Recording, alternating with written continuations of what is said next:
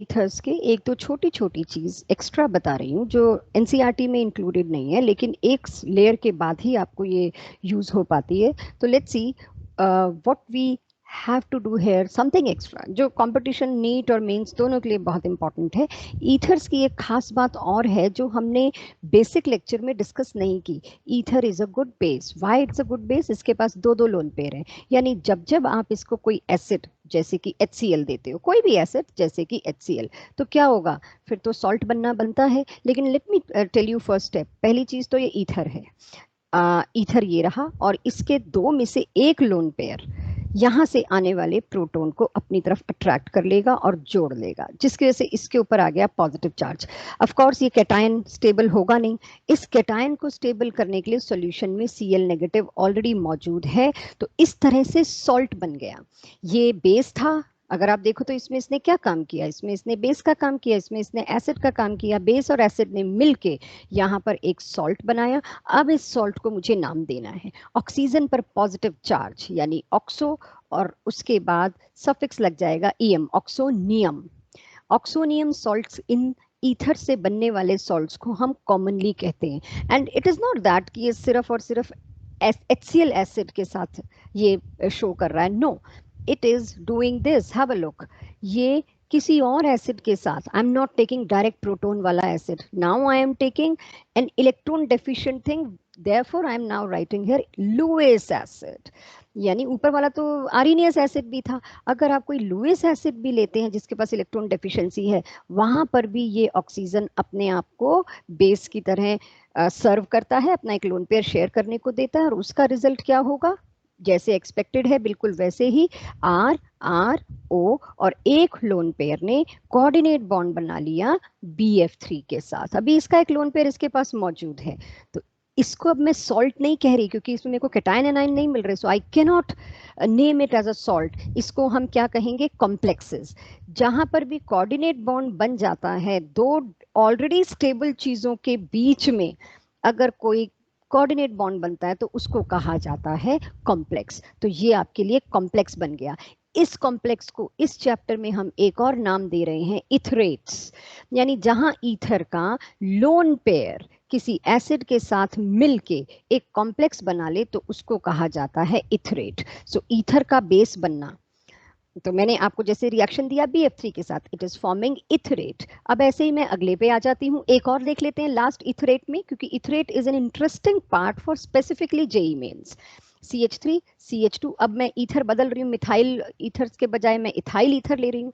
इसका अब मैं रिएक्शन आपको ग्रिग्नार्ड रिएजेंट से करा रही हूँ, क्योंकि आपने देखा है ग्रिग्नार्ड के साथ तो हम हर चीज को रिएक्ट करा के देख रहे हैं। RMGX, this X can be bromine chlorine, preferably bromine. So अब इसमें क्या होगा? अगेन द सेम थिंग जैसे हम किया करते थे पहले। इसमें मैग्नीशियम और कार्बन वाला बॉन्ड सबसे पहले टूटेगा। इसमें तो यही बॉन्ड दिखाई दे रहा है पोलर, तो ये टूटेगा। हैव अ लुक, अब क्या हुआ? मैग्नीशियम जिस पे चार्ज आया पॉजिटिव, इधर ये रहा नेगेटिव, ये रहा पॉजिटिव। तो मैग्नीशियम के साथ एक तो X जुड़ा हुआ ही था, दूसरी चीज जाके जुड़ जाएगी OCH2 CH3। Now what is the main product? Main product means अभी मेरे पास ये चीज बची है CH3 CH2, तो इसको मैं यूज करती हूं तो CH3 CH2 पॉजिटिव चार्ज था, ये पॉजिटिव चार्ज वाली चीज किससे जाके जुड़ेगी? यहाँ पर जो नेगेटिव चार्ज है उसके साथ। सो यहाँ पहुंचू मैं, उससे पहले मैं आपको एक चीज ये बता दूं। यहाँ देखिए मैग्नीशियम पे X भी लगा हुआ था, मैग्नीशियम पे OCH3 CH2 भी लगा हुआ है, लेकिन यहाँ हम एक्सपेक्ट कर रहे हैं एल्केन बनेगा, कोई हायर एल्केन बनेगा, लेकिन ऐसा नहीं हो पाता। क्या हो पाता है? यहाँ देखिए मैग्नीशियम का R और X ब्रेक नहीं कर रहा है। हमारा एक्सपेक्टेड रूट ये होता, that's why I showed you, लेकिन ये एक्सपेक्टेड रूट नहीं होगा। इसीलिए मैं आपको एक बार करके बता रही हूँ कि आप मेरे से इस बात में पूछें उससे पहले ही आपको क्लैरिफाई कर रही हूँ कि यहाँ पर वो नहीं हो रहा जो आप एक्सपेक्ट कर रहे हो। तो फिर क्या हो रहा है जी? मीन्स ये बॉन्ड ब्रेक नहीं हो रहे। अब ये बॉन्ड ब्रेक क्यों नहीं हो रहे? क्योंकि ईथर पे जो दो दो लोन पेयर थे ऑक्सीजन पे, वो लोन पेयर मैग्नीशियम के खाली ऑर्बिटल, मैग्नीशियम पॉजिटिवली चार्ज है, इलेक्ट्रॉन डेफिशिएंट है, again it is behaving as Lewis acid. तो लुईस एसिड बिहेव कर गया, मैग्नीशियम के पास जगह है, तो वो क्या करेगा, वो ईथर पूरे को अपने साथ जोड़ लेगा। कैसे? ये देखिए, ईथर का ऑक्सीजन आया, अपने एक लोन पेयर के साथ इसमें एंटर किया, और जो इसके साथ चीजें लगी हुई थी वो as it is CH3 CH2, ये CH2 CH2 CH3। ऐसे ही एक से काम नहीं चला, एक और ईथर आके मैग्नीशियम के वेकेंट ऑर्बिटल, भाई मैग्नीशियम के पास 3p खाली तो पड़ा है, 3s भी खाली पड़ा है, 3p भी खाली पड़ा है, तो उसमें दो दो ईथर आएंगे सेम यही वाले, और इसके साथ क्या बना लेंगे, फिर से ये मैं बोलूंगी कॉम्प्लेक्स, क्योंकि जहां कोऑर्डिनेट बॉन्ड बन गया दो स्टेबल चीजों में, उनको कहते हैं कॉम्प्लेक्स, और इन कॉम्प्लेक्स का नाम एक रख दिया गया etherates. So if I am being asked etherates क्या होते हैं, ऐसे कॉम्प्लेक्सेस जिसमें ether is forming coordinate bond with its lone pair, they are called as etherates. तो एक तो ये चीज आप लोगों की क्लास में डिस्कस नहीं हुई थी, ये करनी थी। उसके बाद एक छोटी सी चीज, इफ यू रिमेंबर, हमने ईथर्स के बॉन्ड फिशन देखा था HI से रिएक्टिविटी, HBr से। साइक्लिक ईथर का केस हमने नहीं लिया, वो भी मैं ले रही हूँ, हालांकि सब कुछ सेम है।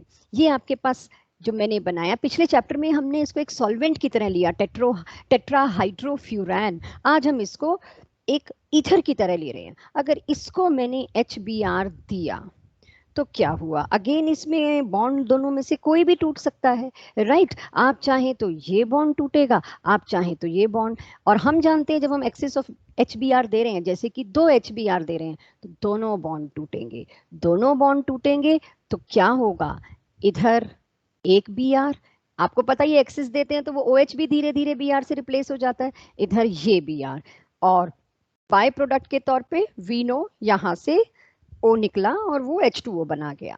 Now the point is HOBr, sorry Br यहाँ लगा और वो H2O बना गया। नाउ द पॉइंट इज, जो साइक्लिक ईथर्स हमने लिए, अगर एक्सिस में नहीं है तो आप एक बॉन्ड तोड़ेंगे, एक्सिस में है तो आप दो बॉन्ड तोड़ेंगे। यहाँ से आपको बड़ा अच्छा कंटेंट मिल जाता है, एल्काइल हैलाइड चैप्टर आगे कनेक्ट करके दिया जा सकता है। I am talking only about competitions, कि अगर आप इसका वुड्स कर दो तो इंट्रामोलिकुलर वुड्स हो जाएगा। यहीं पर आपको अब ऐसे मर्जिंग क्वेश्चंस मिलेंगे, यहीं आपको वुड्स के एजेंट दे दिए तो आप वुड्स कर दोगे, यहीं आपको एल्काइल हैलाइड का कोई और क्वेश्चन दे दिया, जैसे कि एल्कोहलिक KOH करिएगा अपने आप, एल्कोहलिक KOH दे दिया तो डिहाइड्रोहेलोजिनेशन होगा, और यहाँ डबल बॉन्ड आ जाएगा। सो इस तरह से एक बार मैंने ये डाई हैलाइड बना दिया आपके सामने इस चैप्टर से, फिर तो आपका पिछला चैप्टर शुरू। सो साइक्लिक ईथर्स को इस हिसाब से आपने ध्यान रखना है। तो एक ये चीज, प्रॉपर्टीज में ये चीज डिस्कस नहीं हुई थी। Now one more thing which is last, जो मुझे आपको अलग से, जिसकी वजह से मैं आपको ये लेक्चर दे रही हूँ, वो पार्ट ये है, व्हेन वी सी ईथर्स का यही वाला रिएक्शन, ईथर्स का तो एक ही रिएक्शन है HBr और HI के साथ, अगर आपको साइक्लिक ईथर्स मिल गए, ऊपर एक साइक्लिक ईथर मिला है, बट अब मैं एक स्पेशल टाइप का ईथर दे रही हूँ, ये इपॉक्साइड।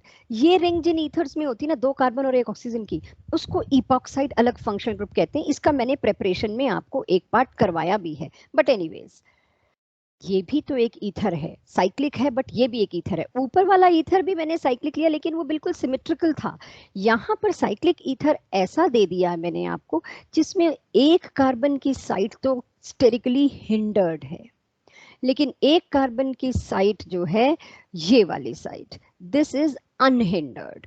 तो अब हमें देखना है ऐसे ईथर के साथ सेम वही रिएक्शन जो हमने लास्ट क्लास में पढ़े, वो क्या बिहेव करेंगे। तो अनहिंडर्ड और हिंडर्ड आपके पास है। सबसे पहली चीज, अगर ऐसे ईथर को आप H3O पॉजिटिव यानी aqueous solution with little acid देते हो, एसिडिक हाइड्रेशन करते हो, तो क्या होगा, एसिडिक हाइड्रेशन करने पर ये वाला बॉन्ड टूटेगा, इस साइड H, इस side OH। All in all product क्या बना मेरे पास, CH3 CH3 C, राइट?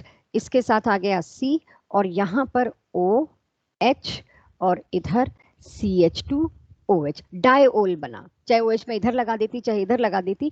तो इस तरह के हिंडर्ड अनहिंडर्ड डिफरेंट वालों में आपको ध्यान ये देना है कि आप इस बॉन्ड को तोड़ रहे हैं। आप हिंडर्ड साइट वाले बॉन्ड को नहीं तोड़ रहे, you are not breaking this bond, आप अनहिंडर्ड साइट को ही तोड़ रहे हैं। ठीक है, इसी का एक एक्सप्लेनेशन आपको या इसी का एक एग्जांपल मैं आपको और दिखा रही हूँ अभी यहाँ पर, हैव अ लुक। वो मैंने लिया था केस हाइड्रेशन का।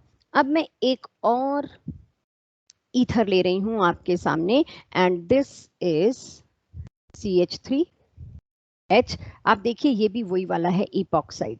मैंने आपको बताया इपॉक्साइड कौन से होते हैं, जिसमें एक ऑक्सीजन और 2 कार्बन, ये साइकिल हो तो वो इपॉक्साइड वाले ईथर है। इस जैसे केस में अगर हमने वही HBr दिया जो हम यूजुअली देते आ रहे हैं, तो क्या होगा, इसमें वो बॉन्ड टूटेगा। रिमेंबर मैंने आपको बताया था, एक साइड अगर टर्शरी है, एक साइड अगर प्राइमरी है या कुछ भी है, जिस साइड टर्शरी है ना कार्बन, तो वो तो जी कार्बोकेटाइन बनाएगा, ये बॉन्ड टूटेगा, और जहां कार्बोकेटाइन बना वहां पर ब्रोमीन जुड़ जाएगा। कॉन्सेप्ट सेम है, बट साइक्लिक ईथर का कहीं आपको एग्जाम्पल मिस ना हो, इसीलिए मैंने आपके लिए ये क्लास प्लान करी। सो ये देखिए H एंड देन यहाँ पर OH, तो ये बॉन्ड टूटा। जब ये बॉन्ड टूटा तो इधर की साइड एक कार्बोकेटायन बनने के चांस थे, वो कार्बोकेटायन पे जाके Br लग गया, और दूसरे वाले जो ऑक्सीजन था यहाँ पर, ये ऑक्सीजन, इस पर H लग गया। तो two last examples under same category, फिर से मैं वही वाला हिंडर्ड इपॉक्साइड यानी कि एक साइक्लिक ईथर ले रही हूं। अगर मैं सिर्फ इतना लिख देती ना, दिस, ये होता है इपॉक्साइड फंक्शनल ग्रुप, ये हम पहले भी बात कर चुके हैं, बट अगर आप भूल गए हो तो याद दिला दो, दिस इज इपॉक्साइड। अब इस इपॉक्साइड के दोनों H हटा के मैं अगर यहां पर सब्स्टिट्यूशन कर दूं, जैसे कि CH3, ये भी फंक्शनल ग्रुप तो इपॉक्साइड ही है, ठीक है, उसमें कार्बन चेन फर्क हो गई। इसमें भी वही हिंडर्ड अनहिंडर्ड वाली बात, अगर मैंने कोई न्यूक्लियोफाइल से इसको अटैक कराया, जैसे एल्कोहल्स को न्यूक्लियोफाइल से अटैक कराते हैं, न्यूक्लियोफाइल माने जैसे मैं आपको दे रही हूं एल्कोहलिक NaOH, तो ये न्यूक्लियोफाइल कहें आप, बेस कहें, जो भी, एक न्यूक्लियोफिलिक बेस दे दिया मैंने। एल्कोहलिक NaOH का एक और मतलब होता है CH3ONa, जिसमें सोडियम इथॉक्साइड मिथॉक्साइड बन रहा है। ये न्यूक्लियोफाइल भी अटैक करेगा, लेकिन कहां से, किस साइड से अटैक करेगा, it will attack to unhindered side. ये वाली साइड हिंडर होने की वजह से यहाँ पर तो न्यूक्लियोफाइल पहुंच ही नहीं पाएगा, क्योंकि इतनी हिंड्रेंस है कि वो इधर आने नहीं देगा, तो यही बॉन्ड टूटेगा। अब ये बॉन्ड टूटेगा तो देखिए क्या बनता है, CH3 इस पर क्या होगा, O के साथ तो H जुड़ जाएगा, और दूसरी जो अनहिंडर्ड साइड थी उसके टूटने पर CH2 के साथ क्या लगेगा, ये न्यूक्लियोफाइल तो हम यही दे रहे हैं ना इस केस में, OCH3। तो हमेशा इपॉक्साइड साइक्लिक ईथर्स में ये आपको ध्यान रखना है। So one more example here only, अगर मैं यहाँ पर देखती हूँ तो एक और एग्जाम्पल आप देखिए, which is last for me now. तो let me insert one new page, this. अब आप इसमें आखिरी देखिए, एक बड़ा सिंपल सा आपको इपॉक्साइड दे रही हूँ, दिस, ज्यादा कोई हिंड्रेंस नहीं, बट है फिर भी, ज्यादा नहीं तो क्या हुआ, थोड़ी हिंड्रेंस तो है। अगेन आप देखिए ये वाली साइड जो है, दिस इज हिंडर्ड, जबकि ये वाला हिस्सा जो है अनहिंडर्ड है, यहाँ पर स्टेरिक क्राउडिंग नहीं हो रही है। सो अब मैं अब क्या करवाना चाह रही हूँ, रिडक्शन। लिथियम, ये हमने अल्कोहल की प्रिपरेशन में किया है, बट इस टॉपिक का हिस्सा है इसलिए दोबारा आपके सामने ला रही हूँ। लिथियम एल्यूमिनियम हाइड्राइड देंगे, अगेन उससे H नेगेटिव निकलेगा। आप जानते हैं ये भी तो एक न्यूक्लियोफाइल है, ये न्यूक्लियोफाइल भी अटैक किस साइड से करेगा, ये न्यूक्लियोफाइल भी अटैक अनहिंडर्ड साइड से ही करेगा। तो ये अनहिंडर्ड साइड थी, तो देखिए इससे क्या बन के आया, ध्यान से, CH3CH अनहिंडर्ड साइड से अटैक किया तो ये बॉन्ड टूटा, ये बॉन्ड टूटा तो यहां लगेगा OH, यहां पर लगा OH, और इधर क्या लगा, CH2 तो था ही, उस CH2 के साथ H। लिथियम एल्यूमिनियम हाइड्राइड ने हाइड्रोजन हाइड्रोजन ही तो देने हैं, एक हाइड्रोजन इधर लिख दिया, एक इधर लिख दिया, this is what I get. So this was the extra H pending with you. इसको करने के करे बिना आप प्लीज ऑब्जेक्टिव टेस्ट कंपटीशन वाला नहीं देंगे, because I have merged these questions.